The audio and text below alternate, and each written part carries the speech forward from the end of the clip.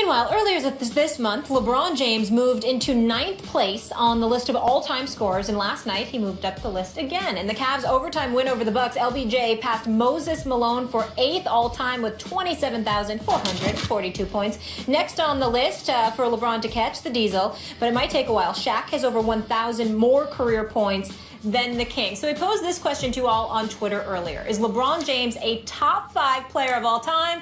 The results are in, and 72% say yes, he is. Stephen A., did our Twitter fam get it right? You know what? I'm not sure. And a lot of people are going to, be up in arms about that because they're used to me being very, very definitive. I can't be definitive. This is the one question, Max, I can't be definitive with. Here's why. LeBron James, to me, is easily a top 5 player of all time for the first 46 minutes. The last 2, I'm not so sure. And that's where it comes in for me.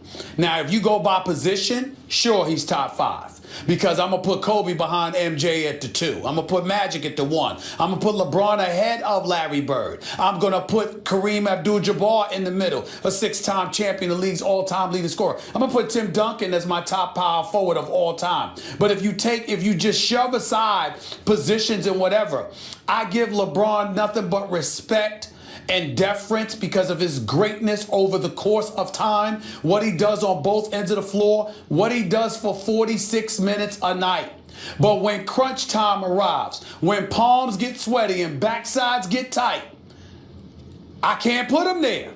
I got to put Bird ahead of him. I got to put Jordan ahead of him. I'm damn sure going to put Kobe ahead of him. I'm going to put these guys ahead of him. That's the difference for me. And every time somebody asks me this question, I will openly admit, Max, I am completely incapable of shifting my position. I refuse to answer the question directly as it pertains to that because I don't ignore the last 2 minutes. I don't ignore overtime. I don't ignore crunch time. Nor should those you. Pivotal moments. I can't do it. But I can look over the totality of a game, the totality of a season, and to tell you for 82 games a year, plus playoffs, plus finals, LeBron is easily top 5. But if I shove that aside and elevate the importance of crunch time, the last 2 minutes, then he's I'm still not gonna top lie 5. to you. Then he's still top 5. Are you ready for this? Go ahead. I'd even put Dwayne Wade ahead of him in the last 2 minutes. Okay, he's still top 5 that way. By the way, LeBron James choked away 4 consecutive fourth quarters in the finals against the Mavericks in 10-11, right? He did that. That ship has sailed. It's never coming back. It's one of the reasons he'll never be greater than Michael Jordan.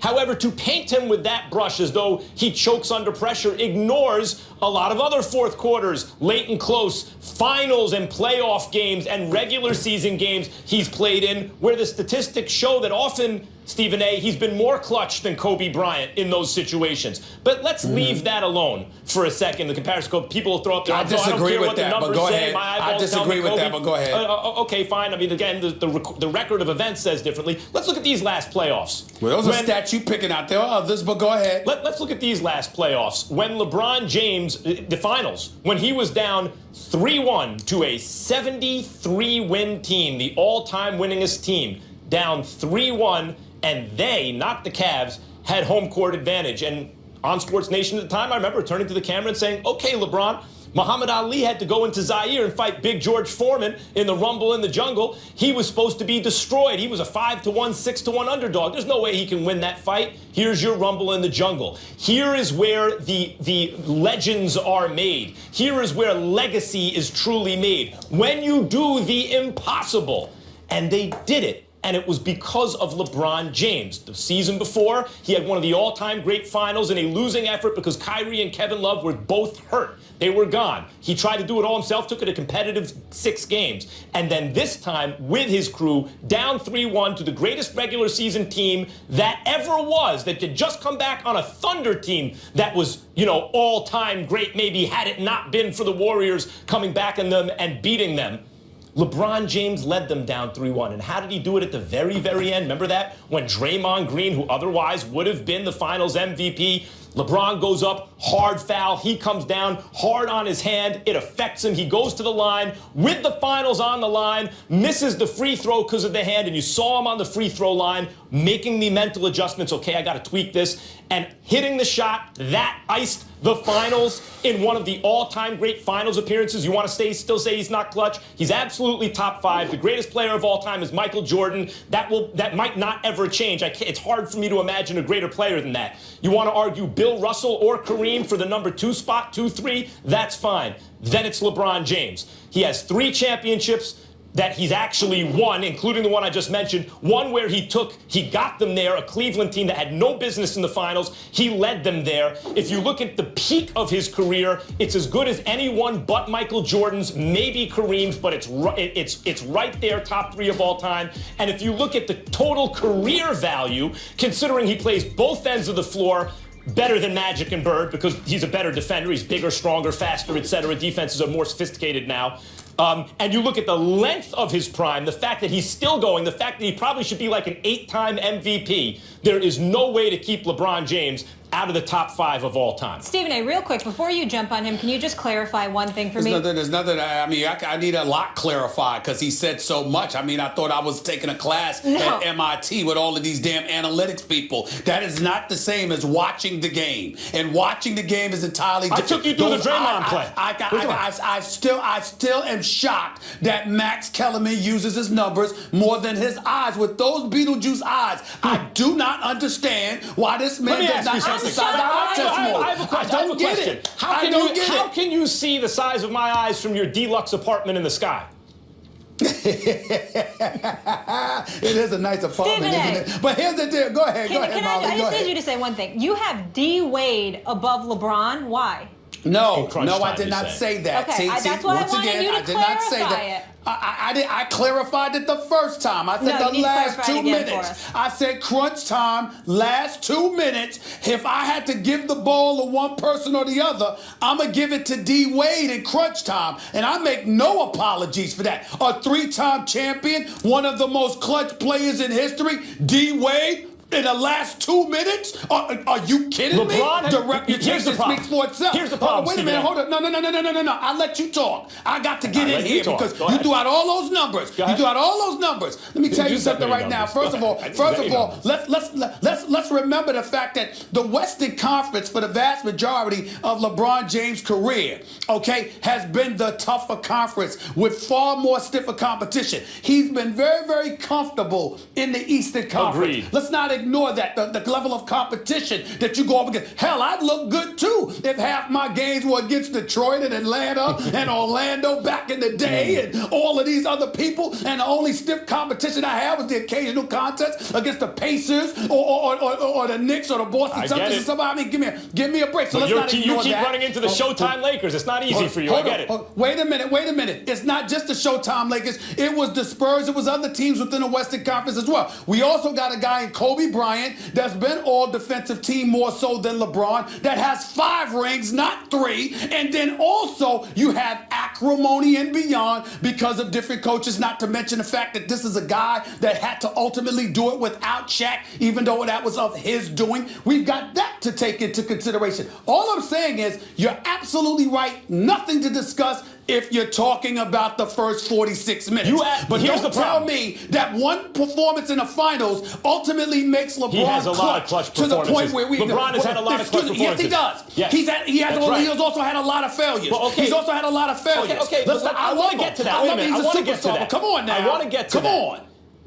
This is the problem with LeBron. The early impression he made was that he wasn't clutch. And by the way, he deserved that, particularly for the finals. It wasn't early. It extended beyond early. Fine, particularly for the finals that he had against Dallas. However, to ignore the fact that he's transformed himself into a great clutch player. I'm not ignoring it. Well, okay, but that's what he is now. So if you want to take the peak of his career, where he's better than a lot of the guys you just mentioned, yes, including Kobe in his prime, the peak of LeBron, and if you want to take that peak, well, guess what? He is a clutch player now. And if you want to say, I want to average in the career, his career value is amazing too. But I'm trying to get to your point because it's a point that I don't want to let you ignore. I don't want to let you ignore. Listen to me. I'm not playing. Listen, because I'm trying to get to your point. Here's the deal.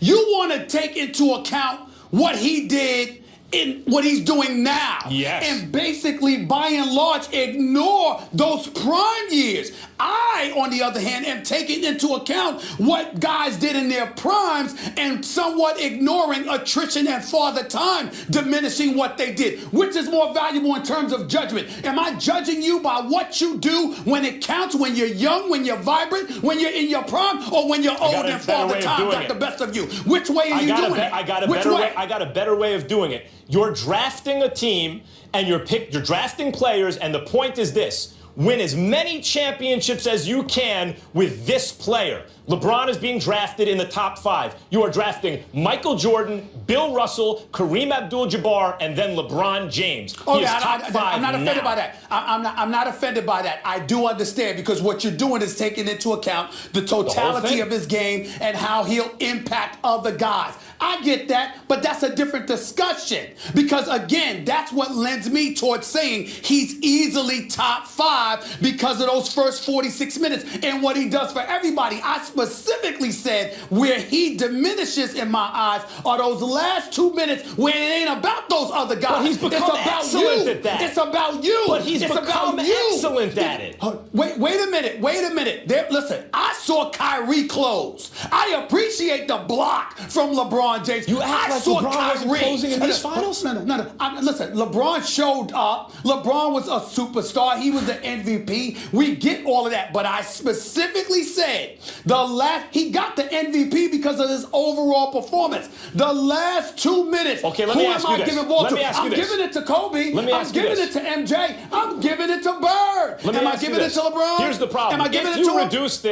If you reduce this argument to a last couple of plays hero ball argument, then you will prefer the type of player who wants to play that kind of game. That's not true. Like Kobe Bryant. That doesn't mean, wait, let me finish. That doesn't mean that Kobe elevates your chance to win in that situation over LeBron. It means he elevates the odds that he will be the one who scores the winning basket. Doesn't necessarily mean his team is more likely to win than LeBron's, and that's because of LeBron's presence. Allow me to be arrogant enough to say, let me break down this basketball fact to you. In the end, all those things you say are obvious components to the game of basketball and judging the overall value of a player. But what separates the truly, truly special ones, all of these dudes are going into the Hall of Fame. But what separates the dudes in that different room from the regular dudes is not just titles. It's dudes that were given the ball when it counted, and they said, look, everything else has fallen apart. I need you to take me to the promised land in these last couple of minutes. Who you taking, LeBron or Bird? Who you taking, in the last 2 minutes? No, who you taking, period? Who you taking, period? No, I told you that. I don't do that. We're choosing up teams. I got LeBron. You got Bird? I'm taking LeBron Bird's for the first 46 minutes. I want Bird for the last 2. You can't do it like that. You got to choose one or the other. Excuse me, I'm the one with the basketball credentials on the show, not y'all. Therefore, you get to make a team and then sub out LeBron for Bird? I can do that. I can do that. Don't answer the question. You're not making the rules. You got to choose one. Now that is a debate. I can do that. I feel like I'm in the barbershop. That's what I'm talking about, folks. Unfortunately, we have to move on, though.